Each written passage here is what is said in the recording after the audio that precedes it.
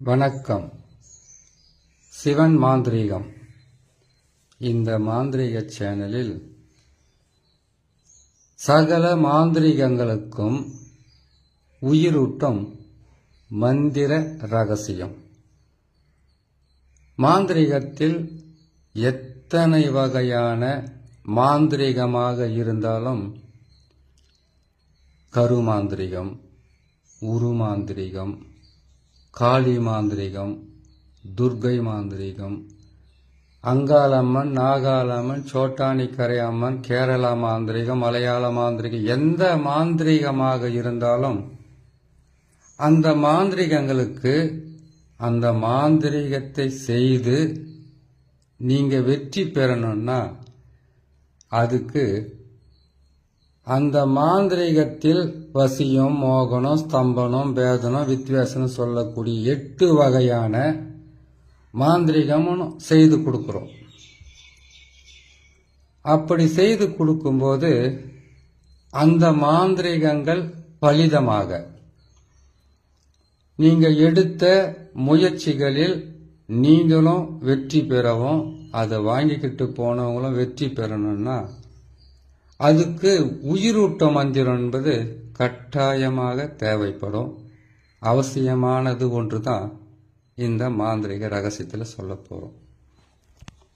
இப்போ நமச்சிவாயம் என்று சொல்லக்கூடிய 5 எழுத்து மந்திரத்தை, 5 எழுத்து அச்சாரத்தை, 5 எழுத்தின் ரகசியத்தை வச்சு அஷ்டகர்மம் 8ஐயும் செய்யலாம். ஒவ்வொரு அஷ்டகர்மத்தையும் 16 வகையிலும் பிரித்து செய்யலான்றது மாந்திரீகத்தில் இருக்கக்கூடிய ஒரு ரகசியம். சில எழுத்துக்களை மட்டும் வைத்து மூல மந்திரங்களை பயன்படுத்தி ஒரு சில நாட்களிலேயே வெற்றி பெறக்கூடிய மாந்திரிகமும் இருக்கு. அதுக்கு கடுமையான மாந்திரிக பயிற்சி தேவைப்படும். ஒரு மாந்திரிகத்தை நீங்க செய்து வெற்றி பெறணும்னா முதல்ல அதுக்கு தேவையானது அஷ்டகர்ம மை.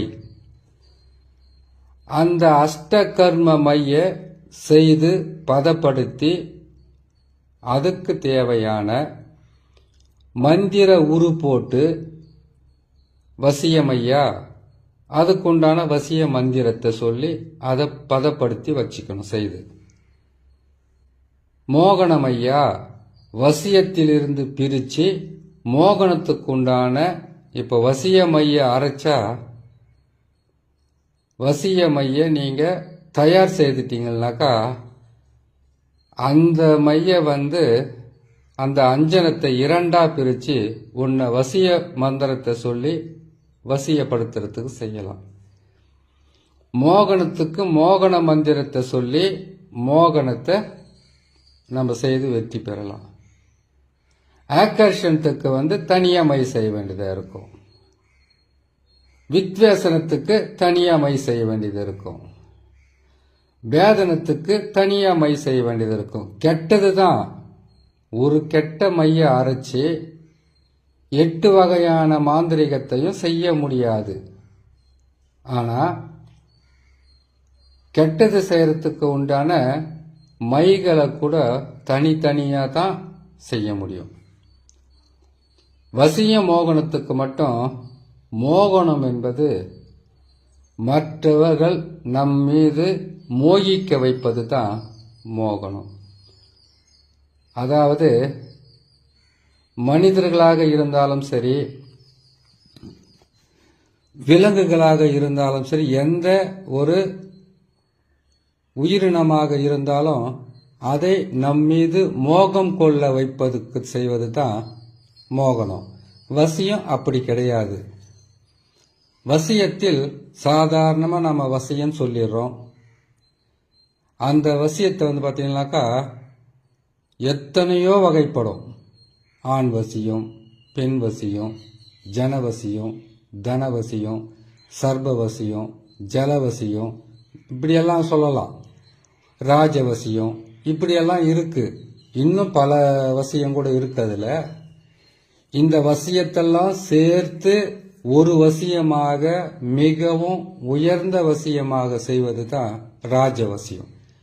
ராஜவசியம்னாவே ஒரு அரசனுக்கு அந்த அரசன் இருக்கக்கூடிய நாட்டில் இருக்கிற எல்லா மனிதர்களும் கட்டுப்பட்டு அந்த அரசனை தெய்வமாக மதிக்கணும். அவர் சொல்றதுக்கு எல்லாமே இவங்க ஆமாஞ்சாமி போடுறது இல்ல அவரை கடவுளை போல மதிக்கணும்னு கேட்டீங்கன்னாக்கா அதுக்கு தான் ராஜவசியம். அந்த ராஜவசியமாகப்பட்டது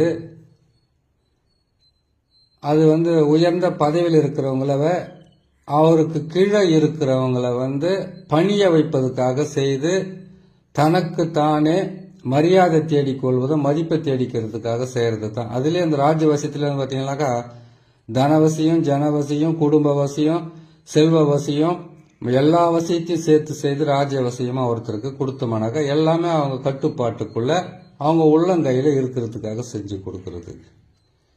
இந்த மாதிரி எந்த வசியமாக இருந்தாலும் மாந்திரிகத்தில் அஷ்டகர்ம மைய முதல்ல தயார்படுத்தி வச்சுக்கணும். இது செய்யவே ரொம்ப நாள் ஆகும். அதுக்கப்புறம் இன்னொரு முறை நாம செய்யறதுக்கு தேவையான மூலிகைகளை சேகரித்து வச்சுக்கணும். ரெண்டாச்சு.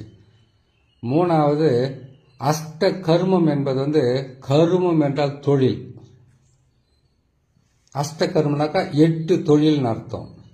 அந்த தொழிலில் பணத்துக்காக செய்யலாம், இல்ல வெற்றி பெறணுன்ற ஒரு நம்ம எதனா தொழில் செய்யணும் வெற்றி பெறணுன்ற ஒரு ஆசை இருக்கலாம், இல்ல அதையே ஜெயிக்கணுன்ற ஒரு எண்ணத்துல கூட செய்யலாம். அதே போல வசியம் பண்றதுலயும் சரி எதுவாக இருந்தாலும் அது செய்து ஜெயிக்கணும் நீங்க முடிவு பண்ணிட்டீங்கன்னாக்கா அதுக்கு தேவையான மூலிகைகளும் கட்டாயமாக இருக்கணும். 2. அதுக்கப்புறம் கர்ம பொருட்களை எல்லாமே சேகரித்து வச்சுக்கணும். கெட்டது செய்யறதுக்கு என்ன பொருள் செய்யணும், நல்லது செய்யறதுக்கு எந்த பொருள் செய்து வச்சுக்கணும், இது எல்லாமே பதப்படுத்தி வச்சுக்கணும். அதுக்கப்புறமாக மந்திரங்களை நீங்க பயன்படுத்தி அந்த மந்திரங்களை சித்தி பண்ணி வைக்கணும். ஒவ்வொன்றுத்துக்கும் ஒவ்வொரு மந்திரம் இருக்கும்.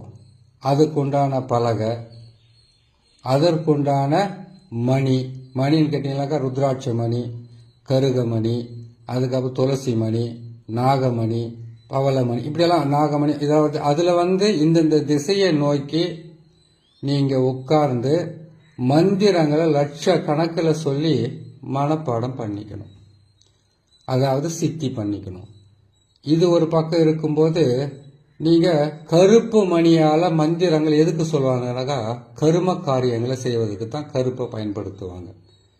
அதுக்கு எந்த திசையை நோக்கி நீங்க உட்கார்ந்து அதுக்கு எந்த ஆசனத்தை போட்டு நீங்க உட்காரணும், நீங்க அந்த மந்திரத்தை சொல்லும் போது நீங்க அந்த மணியை ஒவ்வொரு மணியாக உங்களுடைய விரல்கள்ல தள்ளி சொல்லும் போது எந்த விளக்க உங்களுடைய கண்களால பார்த்துக்கிட்டு சொல்லணுன்ற விதிமுறை கூட இருக்கு.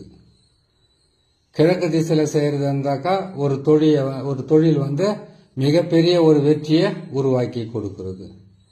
மேற்கு திசைன்றது கேட்டீங்கன்னாக்கா சூரியன் அஸ்தமனம் ஆவது தான் மேற்கு. அப்படின்னு கேட்டீங்கன்னாக்கா அந்த திசையை நோக்கி நீங்க அமருன்னு கேட்டீங்கன்னா யாருடைய வாழ்க்கையில சில கெடு பலன்களை செய்யறதுக்கு நீங்க தயாரா இருக்கிறீங்கன்றது அர்த்தம். நீங்க வடக்கு திசையை நோக்கி அமருன்னு கேட்டீங்கன்னாக்கா செல்வ வளத்தை பெறுவதற்கும் வசியம் செய்யறதுக்கும் மோகனம் செய்யறதுக்கும், அப்புறமா கேட்டீங்கன்னாக்கா நீங்க தெய்வங்களை சித்தி செய்யறதுக்கு நீங்க வடக்கு திசையில அமர்ந்து பார்த்த மாதிரி அமர்ந்து நெய் தீபம், எள்ளெண்ணெய், நல்லெண்ணெய் தீபம், அதுக்கப்புறம் கற்பூரம் இதையெல்லாம் வச்சு நம்ம தீபமா ஏற்றி அந்த விளக்கினுடைய ஒளியை கண்களில் பார்த்து கொண்டு நாம மந்திரங்களை சொல்லி சித்தி செய்யறது வெற்றி பெறுறது. தெற்கு திசையை நீங்க பார்த்து உட்கார்றீங்கன்னு கேட்டீங்கன்னாக்கா மிகவும் கொடிய திசைய தயாரா இருக்கு. ஒரு திசை நல்லதுன்னா இன்னொரு திசை கெட்டது. இதுக்கு ஒரு கேள்வி வரும். 4 திசை தான் இருக்கு. 4 திசை, 8 திக்கு, 16 கோணத்துக்கும் வேலை செய்வது எப்படின்னு கேட்டீங்கன்னாக்கா எல்லாமே ஒரே பதிவில் சொல்ல முடியாதுன்னு அடிக்கடி சொல்லுவேன். 4 திசைக்கும் பக்கத்தில் ஒரு திசை இருக்கும், அதுதான் 8 வரும். 8 திசைக்கும் பக்கத்தில் ஒரு திசைகள் இருக்கும், அதுதான் 16 வரும். அதையெல்லாம் ஒவ்வொன்றிலும் விளக்கமாக சொல்கிறேன், நீங்கள் கேட்டு பயன்பெறலாம். சரி, இப்போதைக்கு மாந்திரிகத்துக்கு இப்போ கேட்டிங்கன்னாக்கா மூலிகை எடுக்கிறேன்னு கேட்டிங்கன்னாக்கா மூலிகை சாப நிவர்த்தியை பற்றி நான் போட்டிருக்கேன். அதுக்கப்புறம் எந்தெந்த மந்திரங்களை எப்படி சொல்லணுன்றதை இதில் சொல்கிறேன். இப்போ கேட்டிங்கன்னாக்கா சகல மாந்திரிகத்திற்கும் உயிரூட்டும் மந்திரத்தை உங்களுக்கு நான் சொல்கிறேன். அந்த மந்திரத்தை இப்போ நான் சொல்லக்கூடிய இந்த மந்திரத்தை மட்டும் நீங்கள் பயன்படுத்தி வெற்றி பெறணுன்றது 100% உங்களுக்கு நன்மைகளை செய்யுமான்னு கேட்டீங்கன்னாக்கா, எந்த அளவுக்கு நீங்கள் நம்புறீங்களோ அந்த அளவுக்கு உங்களுக்கு அந்த மந்திரங்கள் உங்களுக்கு பயனுள்ளதாக இருக்கும், வெற்றி பெற வழிகாட்டும். நல்லா புரிஞ்சுக்குங்க, வெற்றி பெற வழிகாட்டும். முயற்சி செய்தால் முடியாதது எதுவுமே கிடையாது.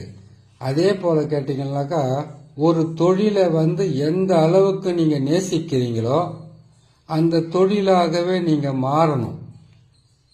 நேசிச்சீங்கன்னா தான் உங்களால மாற முடியும். அப்படி மாந்திரிகத்தில் எத்தனையோ தெய்வங்களை வச்சு எனக்கு இந்த தெய்வம் தான் குல தெய்வம், இந்த தெய்வம் தான் இஷ்ட தெய்வம்னு அந்த தெய்வங்களுடைய விக்கிரகங்களையும் அவங்களுடைய போட்டோவை வச்சு நீங்க செய்ய ஆரம்பிக்கிறீங்க. அப்படி ஆரம்பிக்கும்போது அந்த தொழிலுக்கு அந்த தெய்வத்தை முன்னுதாரணமாக வச்சு நீங்க செய்யும்போது வெறும் அந்த தெய்வம் விக்கிரகமாகவோ தெய்வமாக இருந்தால் மட்டும் போதாது, உயிரூட்ட மந்திரங்களை சொல்லி அதுக்கு உண்டான சக்தியை நீங்க பெறது தான். ஒரு மந்திரத்தை நீங்க சொல்ல சொல்ல சொல்ல சொல்ல அந்த மந்திரத்தினுடைய சக்தியும் அந்த மந்திரத்தினுடைய கர்ம காரியங்களும் சொல்றவங்களை தான் பற்றி கொள்ளும், கூடவே இருக்கும். அதனால அஷ்ட கர்மத்தையும் நீங்க செய்யணும்னு கேட்டீங்கன்னா, கருமம் என்பது 8 வகையான தொழில், 8 வகையான பாவம் தான் சொல்லுவாங்க. அப்படி இருக்கும்போது அதிலிருந்து நீங்க செய்து வெற்றி பெறணும்னு கேட்டீங்கன்னாக்கா, முதல்ல நீதி, நேர்மை, நியாயமெல்லாம் கடைப்பிடிக்கணுன்றதை விட காரணம் தெரியணும். ஒருத்தரை வசியம் பண்ணணும்னா காரணம் இருக்கணும், ஒருத்தரை மோகிக்க வைக்கணும்னா மோகனம் செய்யணும்னா காரணம் இருக்கணும், ஒருத்தருக்கு பைத்தியம் பிடிக்க வச்சு அலைய வைக்கணும் பேதனம் செய்யணும்னா அதுக்கு காரணம் இருக்கணும், வித்வேசனம் செய்து பிரிக்கிறதா இருந்தா காரணம் இருக்கணும். தவறு தப்பு இல்லாம அதை விலக்கி அவங்களுக்கு நல்லது செய்யறதுக்கு உண்டான வழியை நீங்க செய்துகிட்டு போனீங்கன்னாக்கா உடனுக்குடனாக நல்லது நடக்காது. ஆனா படிப்படியா முன்னேற்றம் அடைஞ்சுக்கிட்டு போக போக உங்களுடைய பேரும் உங்களுக்கு உண்டான வாழ்க்கைக்கு தேவையான அனைத்துமே அதுல கிடைக்கும். சரிங்க, இப்போ சகல மாந்திரிகம் செய்யறதுக்கும் உயிரூட்ட மந்திரத்தை சொல்றேன், பொறுமையா கேட்டுங்க. ஏதாச்சும் நான் பேசும்போது சொல்லும்போது பல யோசனைகள், அஷ்ட கர்மன்றது பாத்தீங்கன்னா 8, இதை 108 வகையாகவும் செய்ய முடியும். அப்படி இருக்கும்போது நீங்க இதை நான் சொல்லும்போது சிறு பிழைகள் இருக்கலாம். ஏன்னு கேட்டீங்கன்னாக்கா சிறு பிழைகள் இருக்கலாம். பேசும்போது சில வார்த்தைகள் உங்களுக்கு தவறி கூட வரலாம். அது நீங்களே அட்ஜஸ்ட் பண்ணிக்கிங்க கொஞ்சம் கொஞ்சமா. கரெக்டா பேசியிருப்பேன்னு நான் நினைக்கிறேன். குறைய குற்றங்கள் இல்லாம யாரால எதையும் செய்ய முடியாது, சொல்ல முடியாது. இருந்தால் அதுக்கு உண்டான இது ஏதோ தெரியாம இருக்குன்னு நினைச்சுக்கோங்க. சரிங்க, இல்ல கரெக்டா வந்திருந்தா சந்தோஷமே. சரி, சகல மாந்திரிகங்களுக்கும் உயிரூட்ட மந்திரங்களை சொல்லிக்கிட்டு வர முதல்ல நாம் சொல்ல வேண்டியது கணபதி மந்திரம். கணபதி மந்திரத்தை பொறுத்த வரைக்கும் எத்தனையோ மந்திரம் இருக்கு. அந்த மந்திரங்களில் நீங்க 10 மந்திரத்தோட கத்துக்குங்க, ஒரே மந்திரத்தோட முடிச்சுக்குங்க. ஆக மொத்தத்தில் அது கணபதி மந்திரம். அதுல ஒரு மந்திரத்தை சொல்றேன். ஓம் சிவசுதா ஓம், சக்தி சுதா ஓம், சித்தி புத்திர காதலா ஓம், வல்லபய பிரியவோம், சரவணபவ ஜோஷ்டேவம், சர்வ பீஷ்ட ஆதவம், ஓம் கணபதி நம நம, ஐயும் கிளியும் சபும் ஓம். இந்த மந்திரம் கணபதி மந்திரம். முதல் கடவுள் இவருடைய மந்திரம் இல்லாம எந்த காரியத்தையும் தொடங்கக்கூடாது, நல்லதா இருந்தாலும் கெட்டதா இருந்தாலும். இந்த மந்திரத்தை தான் நீங்க சொல்லிக்கணும்னு கிடையாது. இது ஏன்னு கேட்டீங்கன்னாக்கா ரொம்ப நல்ல மந்திரம்ன்றதுனால உங்களுக்கு சொல்றேன். உங்களுக்கு பிடிச்ச மந்திரத்தை நீங்க சொல்லிக்கலாம். ஏன்னு கேட்டீங்கன்னா ஓம் கணபதி வருக, ஓங்கார கணபதி வருக, ரிங் கணபதி வருக வருக, ரிங்கார கணபதி வருக, ஸ்ரீங் கணபதி வருக, ஸ்ரீங்கார கணபதி வருக, நான் நினைத்த காரியங்கள் வசிய வசிய வய நம சிவாய நம, ஓம் ரீம் ஸ்ரீம் ஹவ்வும் சவ்வும் கணாய கணாய வருக சுவாக. இந்த மந்திரமும் இருக்கு. உங்களுக்கு பிடிச்ச எந்த மந்திரமா இருந்தாலும் உங்களுக்கு மனசுக்கு பிடிச்சாதான் அது மந்திரம். அதை நீங்க சொல்லிக்கலாம். அடுத்ததா குரு மந்திரம். ஓம் குரு பிரம்மா குரு விஷ்ணு குரு தேவோ குரு மகேஸ்வரா. அதான் கேட்டீங்கன்னாக்கா குரு மந்திரன்றது தெரியாது யாருமே இருக்க மாட்டாங்க. அதனால குரு மந்திரத்தை கட்டாயமாக கணபதி மந்திரத்தை சொல்லி முடிச்ச உடனே குரு மந்திரத்தை நீங்க சொல்லிடணும். அது உங்களுக்கு கத்து கொடுத்த குருவாக இருந்தாலும் அந்த மந்திரத்தை சொல்லாம நீங்க அதை செய்த அவ்வளவு உங்களுக்கு பலன் கொடுக்காது. குரு வணக்கம் கட்டாயமாக தேவைப்படும். அதுக்காகத்தான் இந்த ஓம் குரு. அது கேட்டீங்கன்னாக்கா இன்னொரு ரகசியமா இருக்கு. குரு மந்திரத்துல ஓம் குரு பிரம்மா குரு விஷ்ணு குரு தேவ மகேஸ்வரா குரு சாட்சாத் பரபிரம்மா தஸ்மி ஸ்ரீ குருவே நமன்ற மந்திரமும் இருக்கு. உங்களுக்கு பிடிச்ச குருவை யாராலும் அவங்க சொல்ற மந்திரமும் இருக்கு. அதை நீங்க பயன்படுத்திக்கலாம். சரிங்களா? 2 மந்திரம் ஆச்சு.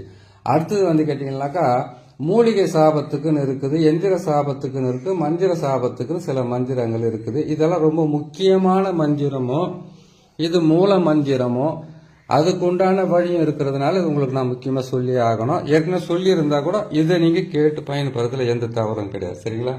முதல்ல மூலிகை சாப நிவர்த்தி. மூலிகை சாபத்துங்களை பொறுத்த வரைக்கும் 3 மந்திரத்துல கூட சொல்லி முடிக்கலாம். அதாவது சிவன் சாபம் நசி நசி, சக்தி சாபம் நசி நசி, தேவர்கள் சாபம் நசி நசி, சித்தர்கள் சாபம் நசி நசி, நசி நசி நசி எனக்கு வசியமாவாய் கடவ ஓம். இந்த மந்திரத்தை மூலிகை சாபத்துக்காக எடுத்துக்கலாம். மந்திர சாப நிவர்த்தி. மந்திரங்களுக்கு நீங்க சொல்ற மந்திரமே சாபமாக ஆகும். இது நீங்க கண்டுபிடிச்ச மந்திரமோ நான் கண்டுபிடிச்ச மந்திரமோ கிடையாது. இந்த மந்திரத்துக்காக உயிர் கொடுத்து இது எல்லாம் இப்படி வரணுன்றதுக்காக சொற்களை அப்படியே ஒரு மாலை போல கோர்த்து அதுக்கு எந்த விதமான பிழையும் பாவம் வராம இவ்வளவு தெளிவா சொல்லியிருக்காங்கன்னா அந்த சித்தர்களுடைய சாபம் உங்களுக்கு படக்கூடாது. ஏன்னு கேட்டீங்கன்னா மாந்திரிகத்துல போனோம்னா ஒரே நேர்மையாகவும் கடமை கண்ணியம் கட்டுப்பாடு தவறாம செய்ய முடியாது. தவறு நீங்க ஒருத்தருக்கு வசியம் பண்றீங்க, இன்னொருத்தருக்கு துரோகம் பண்றீங்க. அது நீங்களா இருந்தாலும் நானா இருந்தாலும். அதனால அந்த மந்திரங்களை கண்டுபிடிச்சவங்களுடைய சாபங்களும் பாவங்களும் வரக்கூடாது. நீங்க செய்து கொடுத்தது அதான் சொல்றாங்க தெரியல, எத்தனையோ பாவம் பண்ணிட்டு தான் போயிட்டு கோயிலுங்களில் உக்காந்துக்கிட்டு கடவுள்கிட்ட வணங்கிட்டு வந்தாக்கா அவங்க கிட்ட பாவத்தை ஒப்படைச்சிட்டு வர்ற மாதிரி. ஒரு மனுஷங்கிட்ட குறைய சொல்றத கூட பாவத்தை ஒப்படைக்கிற மாதிரி தான். சரிங்க. எந்திரம் மந்திரம் மூலிகை இந்த சாப நிவர்த்திகளை பத்தி மூலிகை சாபத்துக்கு சொல்லியாச்சு. அடுத்தது எந்திர ராஜ்ய வித்மகே. முதல்ல ஓம் என்ற எழுத்து கட்டாயமாக வேணும். ஓம் எந்திர ராஜய வித்மகே மகா எந்திரய தீமகே தன்னோ எந்திர பிரசோதயத். இந்த மந்திரத்தை பல ஆயிரக்கணக்கில் லட்சக்கணக்கில் உரு போட்டு ஒரு திசையிலிருந்து சொல்லிடக்கூடாது. இப்போ ஒரு 10,000 மந்திரத்தை சொல்றீங்கன்னு கேட்டீங்கன்னாக்கா கிழக்கு திசையில உக்காந்தீங்கன்னா 10,000. அது ஒரு வாரத்துக்கு சொல்லணும். இந்த திசையில ஒரு வாரத்துக்கு இப்படியெல்லாம் நீங்க மனப்பாடம் பண்ணுவீங்க. 4 திசை 8 திக்கு 16 கோணத்தையும் உங்க கைக்குள்ள வசப்படுத்திடணும். அதுக்கப்புறம் மாந்திரிகத்துல நீங்க வெற்றி பெறலாம். அடுத்தது மந்திர ராஜ்ய வித்மகே. ஓம் மந்திர ராஜ்ய வித்மகே மகா மந்திரய தீமகே தன்னோ மந்திர பிரசோதயத். ஓம் என்ற எழுத்துல ஆரம்பிக்கிறீங்க, ஓம் என்ற எழுத்துல முடிக்கிறீங்க. இதை சொல்லி முடிக்கலாம்.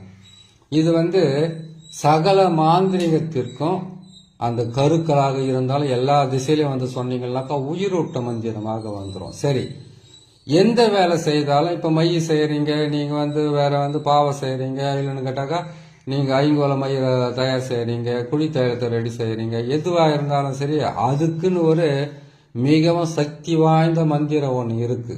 அந்த மந்திரத்தை சொல்றேன். ஒவ்வொரு பதிவிலும் எந்த மந்திரம்லாம் எனக்கு வருதோ அதெல்லாம் உங்களுக்கு சொல்லிக்கிட்டே வரேன். இதோட நல்ல நல்ல மந்திரம் சொல்றேன், நீங்க கேட்டு. ஆனா இதுதான் முக்கியமானது. இதை நீங்க பயன்படுத்தி நீங்க செய்ய ஆரம்பிக்கலாம். அதே போல எல்லாத்துக்குமே உயிரூட்டக்கூடிய மந்திரமாக ஒரு மந்திரம் ஒன்று இருக்குன்னு கேட்டீங்கன்னாக்கா, அது உங்களுக்குன்னு ஒரு தெய்வம் இருக்குன்னா, இப்போ முனேஸ்வரர் இருக்கிறான்னா அதுக்கு ஒரு மந்திரம், சிவன் இருக்கிறாருன்னா அதுக்கு ஒரு மந்திரம், காளினா காளிக்கு ஒரு மந்திரம். அந்த மந்திரத்தை வச்சு உயிர் ஊட்டுறவங்களும் இருக்கிறீங்க. அந்த மாதிரி இருக்கும்போது ஒவ்வொரு மந்திரத்தையும் நீங்க எந்த அளவுக்கு நேசிக்கிறீங்களோ, எந்த அளவுக்கு அதை விரும்புறீங்களோ, எந்த அளவுக்கு அதுவாக நீங்க இருக்கீங்களோ, உங்களுக்கு நல்ல பலனை கொடுக்கும். சரிங்களா? அப்படி இருக்கும்போது இந்த மந்திரத்தை நீங்க மனப்பாடம் பண்ணிக்கிட்டு நீங்க செய்யறதுக்கு ஆரம்பிக்கலாம். சரி, இன்னொரு மந்திரமும் இருக்கு. அந்த மந்திரத்தை இன்னொரு பதிவில், ஏன்னா இதுவே பதிவின் நீளம் அதிகமாக இருக்கு, இன்னொரு பதிவில் அந்த ரகசியத்தை சொல்லிக்கிட்டே வரேன். கேட்டு பயன்பெறுங்க.